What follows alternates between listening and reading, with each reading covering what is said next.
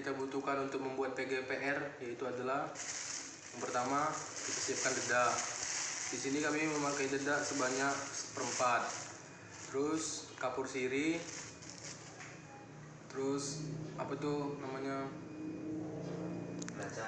Terasi. Habis itu akar bambu yang sudah direndam selama 3 hari dan air sebanyak 5 liter. Kita masukkan dedak ke dalam tong yang berisi air 5 liter. Lalu kita aduk dedak tersebut.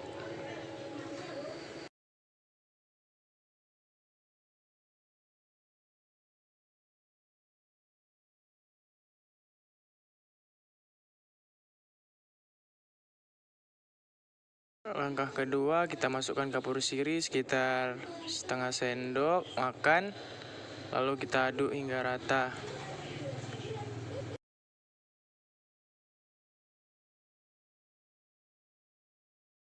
Langkah ketiga, kita masukkan terasi sekitar 1 sendok teh dalam larutan air yang tersebut, lalu kita aduk. Kemudian kita masukkan larutan rendaman akar bambu ke dalam tong tersebut, lalu kemudian kita aduk lagi hingga rata. Kemudian kita gunakan plastik sebagai media penutup dan kita gunakan juga karet sebagai alat untuk perekat pada tong dan plastik tersebut.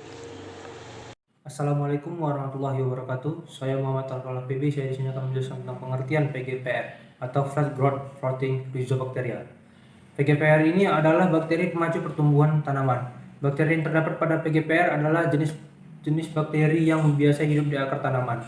Mikroorganisme ini hidup berkoloni di sekitar akar tanaman yang dapat membantu memacu pertumbuhan tanaman dan meningkatkan ketahanan tanaman terhadap jamur patogen.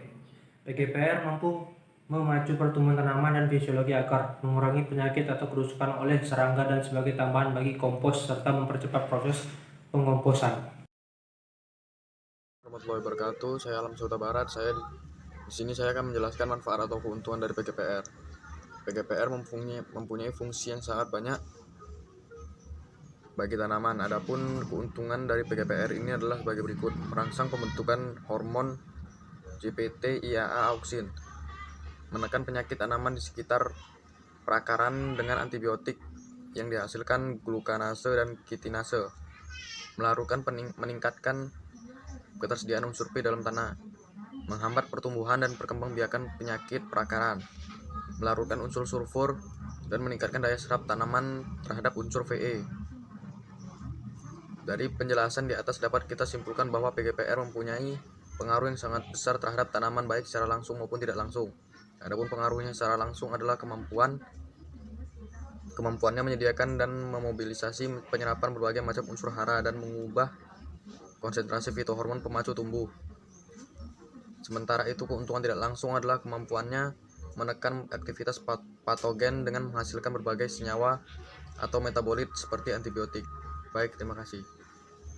Assalamualaikum warahmatullahi wabarakatuh. Perkenalkan, nama saya Indah Ramadhani Daulay dengan NPM 2013010169. Di sini saya akan menjelaskan tentang kerugian PGPR. Yang pertama, ada konsistensi bakteri PGPR di laboratorium dengan di lapangan itu sangat berbeda. Yang kedua, bakteri ini harus diperbanyak untuk pengaplikasiannya pada lapangan. Yang ketiga, ada regulasi atau kebijakan suatu negara.